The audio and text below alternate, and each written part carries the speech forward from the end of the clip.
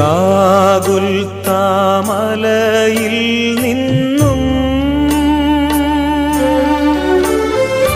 വിലാപത്തിൻ മാറ്റൊലി കേൾപ്പൂ.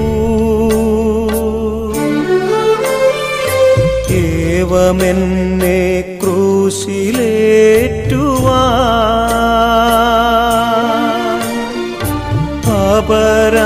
അപരാധമെന്തു ഞാൻ ചെയ്തു?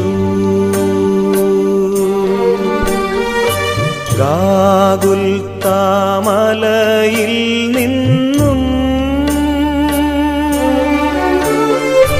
വിലാപത്തിൻ മാറ്റൊലി കേൾപ്പൂ.